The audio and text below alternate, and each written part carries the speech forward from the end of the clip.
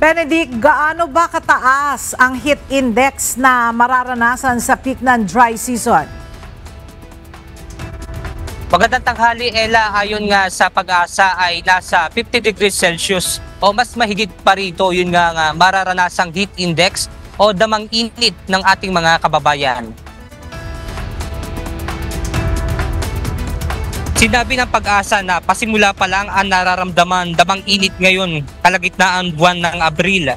Sa pagpasok o bandang kalagitnaan naman ng buwan ng Mayo, dito na nga inaasahan ang peak ng dry season.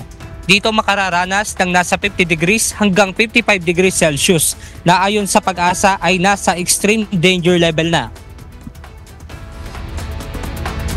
Ngayon naman, we have no El Nino, we have no La Nina, so nasa ENSO neutral tayo. So, hindi naman natin ganun ina-expect na sobrang magiging mainit or masasurpass pa niya yung nangyari last year. Pero syempre, hindi natin inaalis yung posibilidad.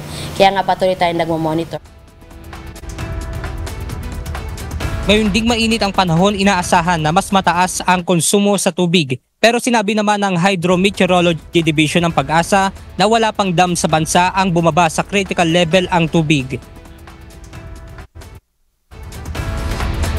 Sa level ngayon ng dam, dahil sa maraming particular sa Angat, dahil sa maraming naimbak na tubig, mataas po siya ngayon sa rule curve.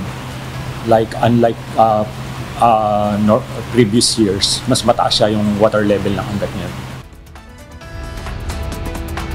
Ella, sinabi naman ng Pag-asa na sa ngayong araw ay ang Tuguegarao City sa Cagayan ang may pinakamataas na heat index na kung saan aabot ito sa 45 degrees Celsius. At yan muna ang ating update mula rito sa Quezon City. Balik sa inyo dyan, Ella.